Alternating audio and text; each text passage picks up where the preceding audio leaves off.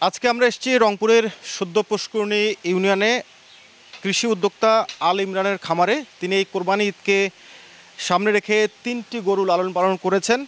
একটির নাম আলা, ভোলা এবং দোলা। বলা হচ্ছে যে রংপুর বিভাগে এই ৩টি গরুই সবথেকে বড় গরু এবং ১৩.৫ লাখ থেকে শুরু করে ১০.৫ লাখ পর্যন্ত এই ৩টি গরু বিক্রির আশা করছেন তিনি, এবং বিগত ৫.৫ বছর ধরে এই ৩টি গরু তিনি লালন পালন করছেন। আজকে আমরা জানবো কোরবানি ঈদকে ঘিরে উদ্যোক্তা আল ইমরান কিভাবে গরুগুলো লালন পালন করছেন এবং বাজারে বা দামের ব্যাপারে তার প্রত্যাশা কি। বাড়ির বছরে আমি মনে করে পুষতেছি, মাগুলো বেছে গরুগুলো পরে আরিয়ার সেট করছে। ৩টে আমি ৫ বছর হাতে পুষতেছি। ৩ বছর তো প্রথম মনে করো বাড়ির খান মানে ইয়ে খেলেছি, বেশি ঘাস টাস খেলেছি।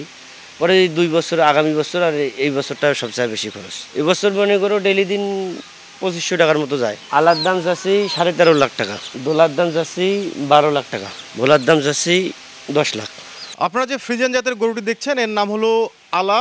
ধারণা করা হচ্ছে প্রায় ১২৫০ কেজি মাংস হবে এই গরুটির, এবং রংপুর বিভাগের সবথেকে বড় কোরবানির গরু এই আলা। আমাদের এদিকে বড় গরু পুষিয়ে মানে যতটুকু এ পর্যন্ত আছে আমি লসের মুখে আছি। বেচা হয় নাই, কিন্তু মানুষের কথাবার্তা যেরকম মানে আমি তো এখন আশা কোনো পাচ্ছি না। কোরবানি ঈদকে ঘিরে যেসব খামারে পশু লালন পালন হচ্ছে এখন কিন্তু শেষ সময়ের ব্যস্ততা চলছে খামারিদের। মূলত স্থানীয় পাইকার ফুরিয়া ছাড়াও রাজধানী সহ বিভিন্ন অঞ্চল থেকে পাইকার ফুরিয়ারা আসতে ইতিমধ্যেই শুরু করেছে। তবে ছোট গরুর পাশাপাশি বড় গরু যারা লালন পালন করছেন তাদের কিন্তু এক ধরনের সংকটও রয়েছে, যেহেতু স্থানীয় বাজারে এত বড় গরু কেনার ক্রেতা নাই।